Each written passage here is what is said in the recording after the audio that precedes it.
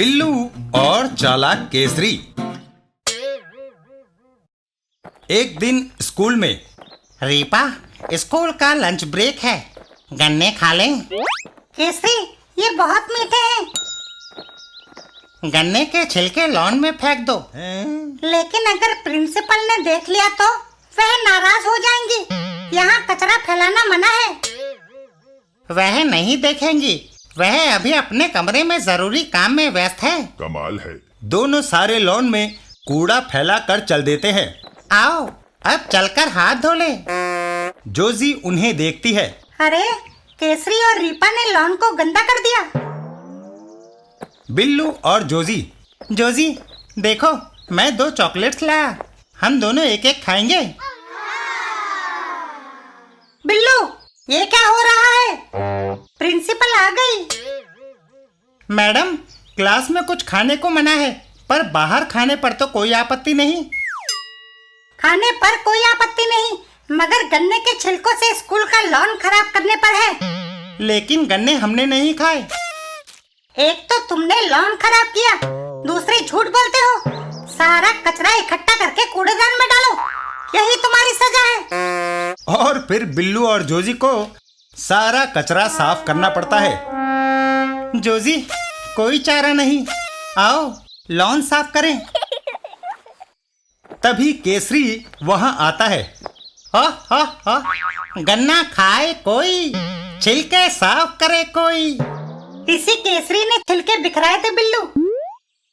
मैं केसरी को सबक सिखाऊंगा। स्कूल की छुट्टी होने पर। जोजी, जल्दी चलो, मुझे एक आइडिया सूझा है। चौरसिया काका, 2 बढ़िया पान पैक कर दो। अभी लो। बिटवा, ऐसन पान लगाया है कि खाते ही होठ लाल हो जावेंगे। बिल्लू पान लेकर वहां से चल पड़ता है। बाकी का काम मेरी लाल शाही का फाउंटेन पेन करेगा। एक मकान के आगे पहुंचकर।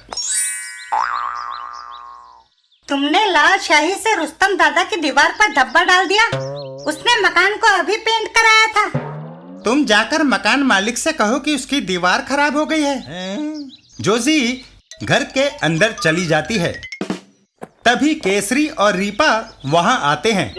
केसरी, रीपा, सुना है तुम्हें पान खाने का बहुत शौक है। हाँ बिल्लो, मगर आज पैसे नहीं हैं। फिक्र न करो, आज मैं तुम्हें पान खिलाता हूँ। इधर जोजी। रुस्तम दादा, बाहर तुम्हारी दीवार पर लाल धब्बा पड़ा है। क्या? जिसने मेरी दीवार को खराब किया, मैं उसकी हड्डियां तोड़ दूंगा। बाहर रीपा और केसरी। दोस्त, पान खिलाने के लिए धन्यवाद। तभी रुस्तम दादा बाहर आता है। मेरी दीवार पर धब्बा किसने डाला? हमने नहीं। झूठ! तुम्हारे लाल होठ बताते हैं कि तुम दोनों ने पान खाया है। धब्बा भी लाल है। तुमने मेरी दीवार पर थूका होगा। धब्बों को साफ करो, नहीं तो मेरी हॉकी चल जाएगी। और फिर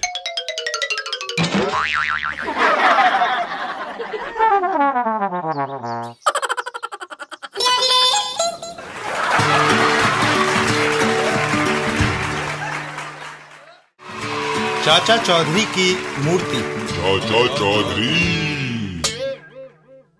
रामू अधिकारी एक अच्छा मूर्तिकार है।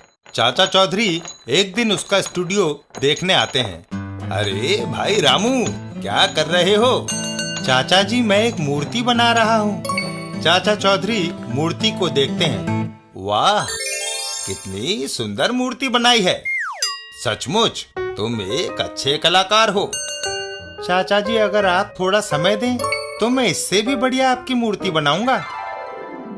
चाचा चौधरी वहां कुर्सी पर बैठ जाते हैं। अरे भाई, मेरे पास समय का बड़ा अभाव है, लेकिन तुम्हारी कला देखकर मेरा दिल ललचा आया है।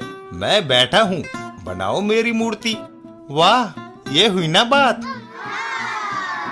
कलाकार रामू के हाथ पत्थर को तराशने लगते हैं। चाचा चौधरी की मूर्ति बनने लगती है।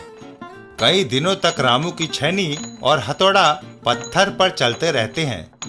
तब जाकर एक दिन चाचा चौधरी की मूर्ति तैयार होती है। वाह, ये तो सचमुच हूबहू मेरी ही शक्ल है।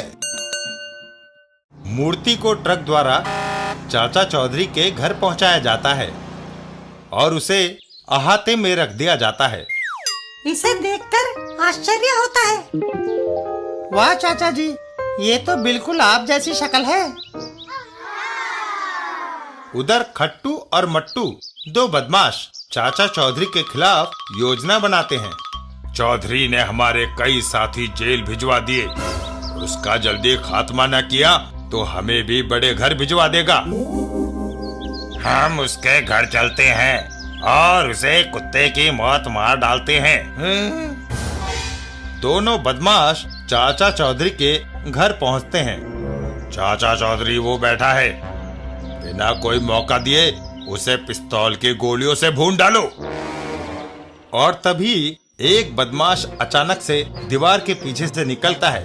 चौधरी, अब तुम्हें कोई नहीं बचा सकता, ये लो अपनी करतूतों का मजा। और तभी बदमाश अंधाधुंध फायर कर देता है।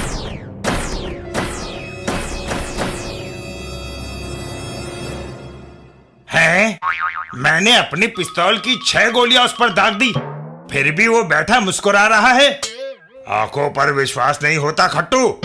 सारी की सारी गोलियों को बेकार जाते देख उनके आश्चर्य की सीमा नहीं रहती। तभी पीछे से चाचा चौधरी की भीमसेनी लठ का भरपूर हाथ पड़ता है। हाय, मैं मरा। अरे इधर भी चाचा चौधरी, उधर भी चाचा चौधरी। हम सपना तो नहीं देख रहे? नहीं, जिस पर तुमने गोलियां दागी थी वो मेरी पत्थर की मूर्ति है। ये सुनकर दोनों बदमाश वहां से दौड़ लगा देते हैं। अरे बाप रे, अबे मट्टू भाग।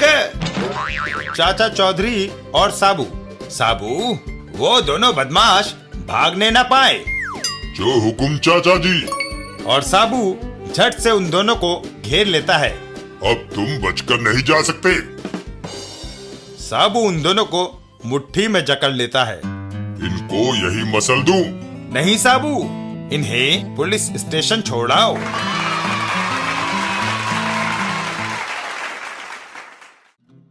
सोनी संपत और फोटो। एक दिन सोनी संपत के घर पर मेहमान आया। सोनी, इनसे मिलो, मेरे पुराने दोस्त मिस्टर मुरारी लाल। आपसे मिलकर खुशी हुई। इनकी पत्नी शांति अच्छी फोटोग्राफर है, वह अपने घर पर हम दो दोस्तों का फोटो खींचना चाहती है। संपत, इधर आना। यह कोट पहन लो, फोटो अच्छा आएगा। संपत कोट को पहन लेता है। तुम्हारी नेकटाई की गांठ ठीक नहीं, उसे कस लो। फिर मुरारी लाल और संपत घर से बाहर निकल जाते हैं। बाय। रास्ते में बीवी ने जो कहा वह तुम करते चले गए, जैसे तुम्हारा अपना कोई अस्तित्व ही नहीं। तो इसमें बुराई क्या है? पति को कौन सा कपड़ा पहनना है और कौन सा नहीं, इसमें पत्नी को दखल नहीं देना चाहिए। हम मर्दों की भी अपनी पसंद होती है। अगर बीवी की हर बात मानने चले जाएं, तो वह सिर पर सवार हो जाती है और मर्द को एक पालतू कुत्ते से ज्यादा नहीं समझती। मेरे घर में मेरा हुक्म चलता है, समझे? मुरारी लाल का घर। शांति, ये मेरा दोस्त संपत है, हम दोनों का एक लाजवाब फोटो खींच दो। शांति, मुरारी लाल, तुम्हारी दाढ़ी मूछ से तुम्हारा चेहरा छुपा हुआ है। उन्हें मैंने तुम्हें कटवाने को कहा था ना, मगर तुमने वह कटवाई नहीं। जाओ, अभी दाढ़ी मूछ साफ करके आओ, वरना फोटो अच्छा नहीं आएगा। डांट सुनते ही मुरारी लाल तुरंत दौड़ लगाता है और अपनी दाढ़ी मूछ को काट डालता है। उसके बाद मुस्कुराइए। बो हो।